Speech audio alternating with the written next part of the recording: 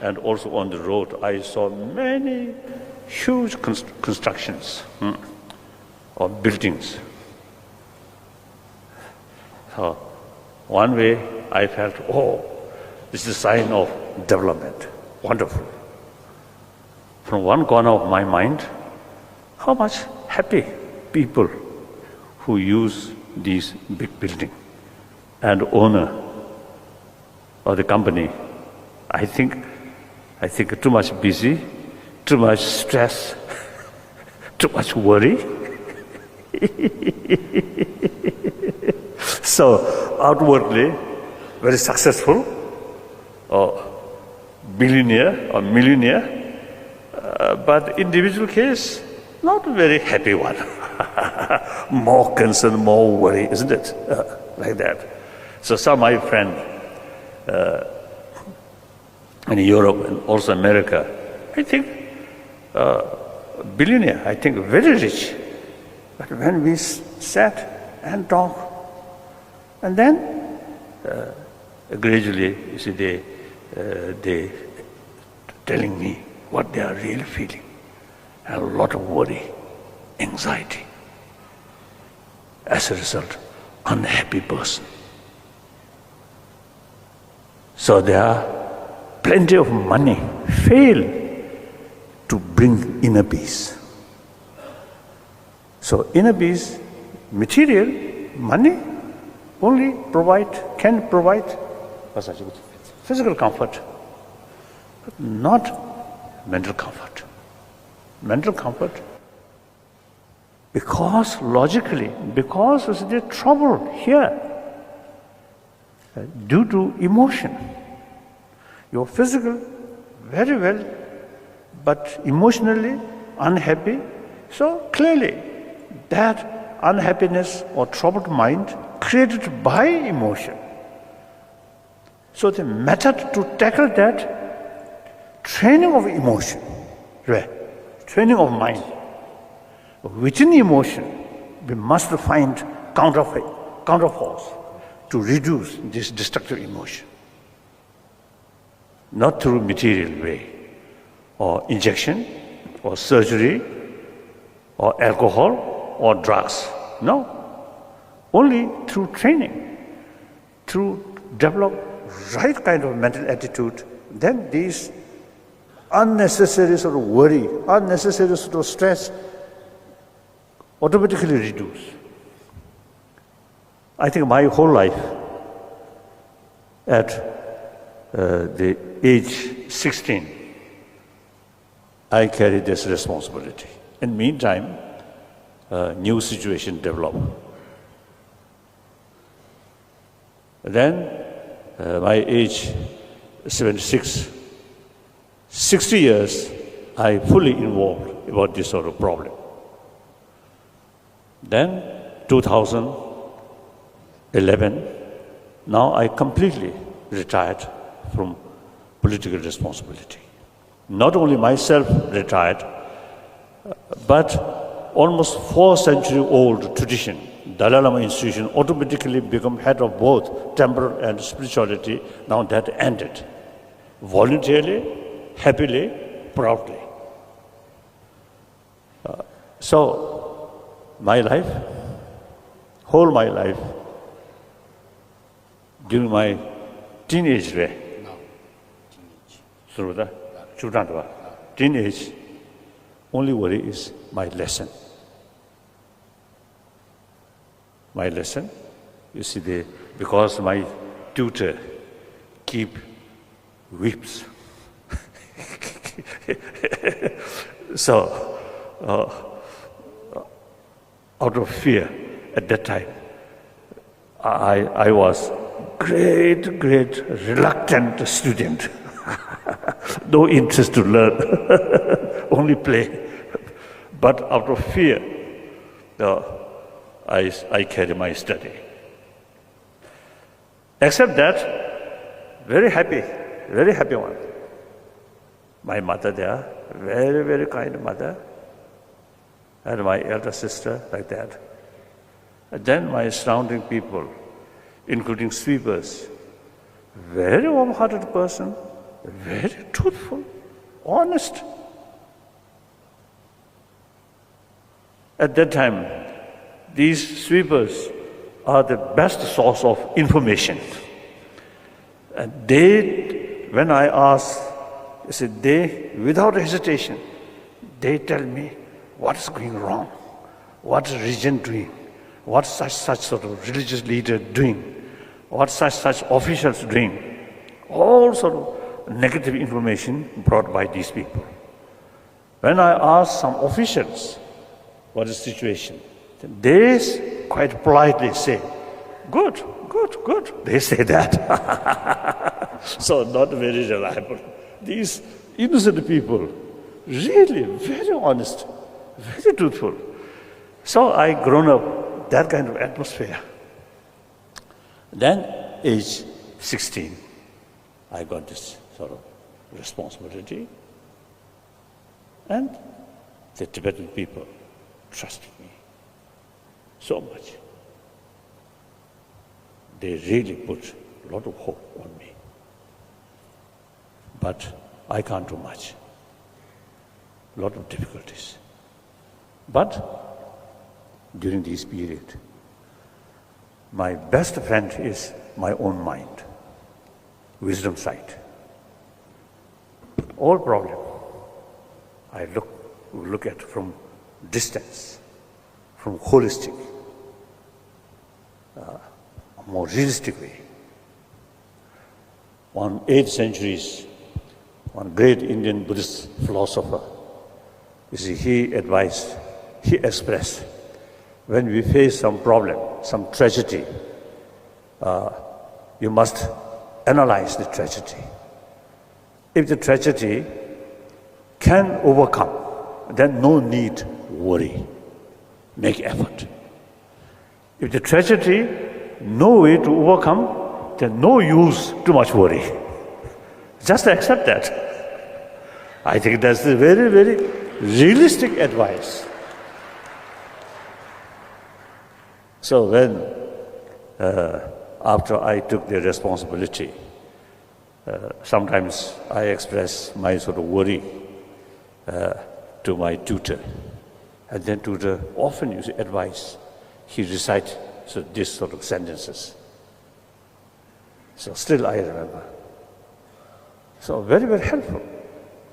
So, in spite difficult circumstances, many cases helpless circumstances, because of these sort of thinking, I can keep my mind peace of mind. So therefore, I always stress, you audience and the speaker, me, no differences on the human level. We all part of 7 billion human beings. Mentally, same. Emotionally, same nature. Physically, also same nature. So you have problem, I also have problem. At the same time, I also have the sort of ability to challenge this problem, should not become overwhelming on my mind. You also have the same potential. Only sort of thing is, you pay some attention about your own inner ability, inner potential, inner value. Including dream, always think money, not that way.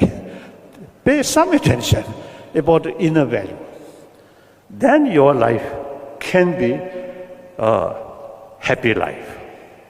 Happy does not mean no problem. Problem always there. So only thing is, the attitude, the way to look to this problem. If you develop certain way of looking, mental attitude, then this problem. Because of that, we can deal this problem without much sort of sadness or these things, helplessness, like that. So, that about my talk. So now I would like to take some questions. So any questions you can put me, you can ask me. You have complete freedom. And also, I have complete freedom. Whether I can answer or not, that also my freedom.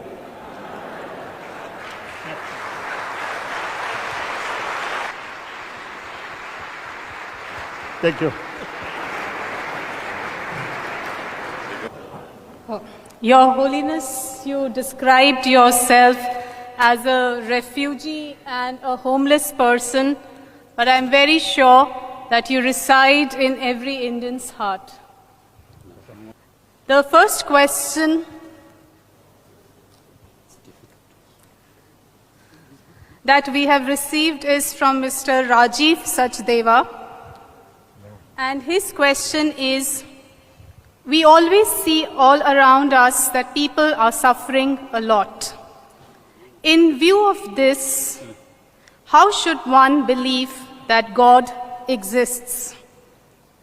If the answer to this is that it is all because of our karmas, then why all corrupt people are not suffering or getting their dues in the same life?